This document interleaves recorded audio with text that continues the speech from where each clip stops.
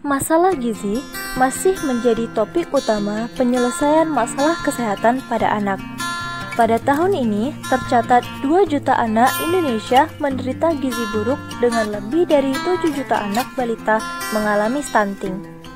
Apabila terus dibiarkan, maka diperkirakan 15% dari jumlah anak balita di Indonesia mengalami masalah gizi. Lalu, bagaimana solusinya? Langkah apa yang harus disegerakan untuk mencegahnya? Disinilah peran SKM.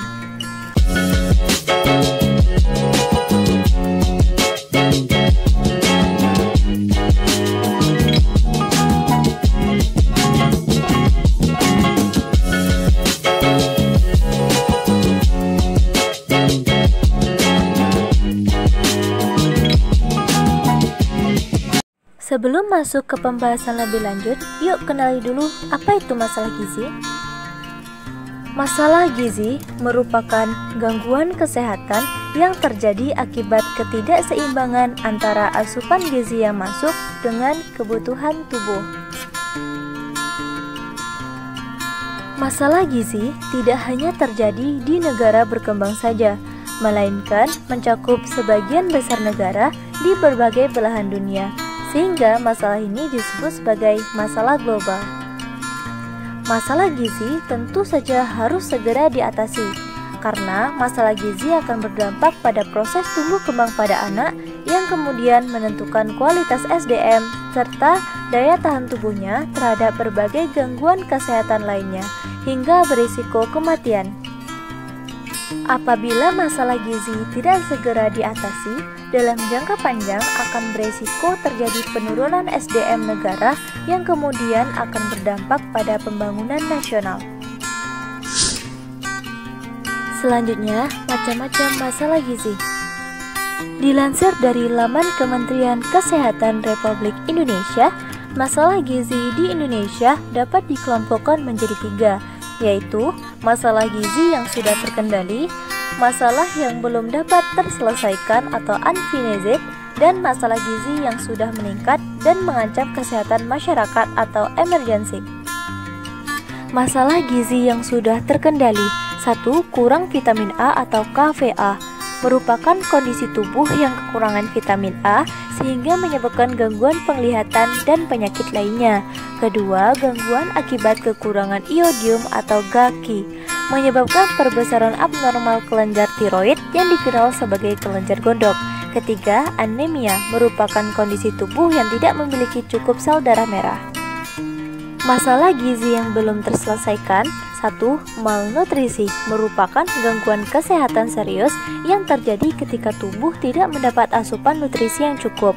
2. Stunting. Stunting merupakan kondisi malnutrisi kronis yang disebabkan oleh gangguan asupan gizi yang kurang dalam waktu yang cukup lama, pada umumnya karena pemberian makanan yang tidak sesuai dengan kebutuhan gizi.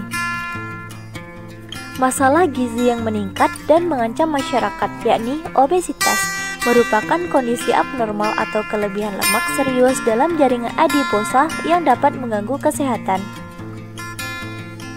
Lalu, apa sih faktor penyebab timbulnya masalah gizi?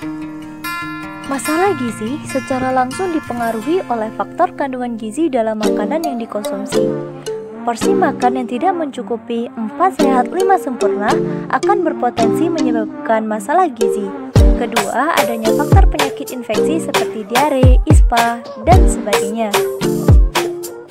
Masalah gizi secara tidak langsung dipengaruhi oleh pola asuh yang tidak tepat, faktor pendidikan dan pengetahuan orang tua, faktor ekonomi yang tidak memadai, faktor lingkungan, dan faktor sosial budaya masyarakat.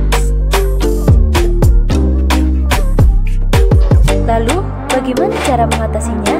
Dan apakah masalah gizi dapat dicegah? Disinilah tugas dan peran SKM.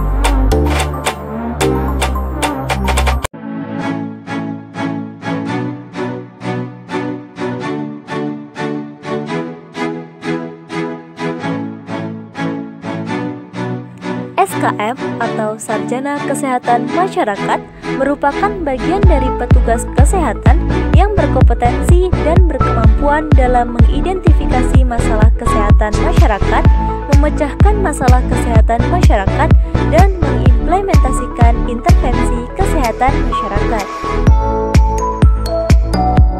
Sarjana Kesehatan Masyarakat mempelajari ilmu tentang peningkatan taraf hidup dan kesehatan masyarakat dengan cara melakukan pengorganisasian di masyarakat. Peran SKM dalam mencegah masalah gizi sekaligus dalam upaya SDGs. Dalam mengatasi atau mencegah terjadinya masalah gizi, maka perlu adanya upaya edukasi masyarakat agar masyarakat menjadi paham akan pentingnya asupan gizi dalam tubuh sehingga masyarakat dapat terhindar dari masalah gizi. Dalam hal ini, SKM bertugas meningkatkan kesehatan masyarakat yang optimal melalui upaya promotif dan preventif serta melakukan pelayanan kesehatan. Peran SKM dalam mengatasi masalah gizi: 1.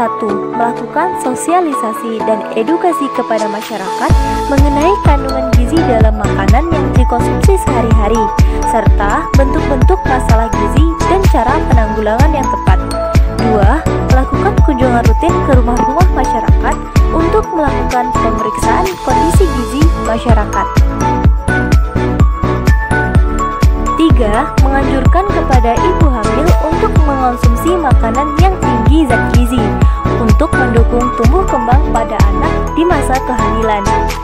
4. Menyarankan untuk menunda kehamilan apabila terdapat indikasi yang membahayakan ibu maupun calon janin, seperti keadaan ibu yang terkena anemia, usia ibu yang masih terlalu muda, dan sebagainya.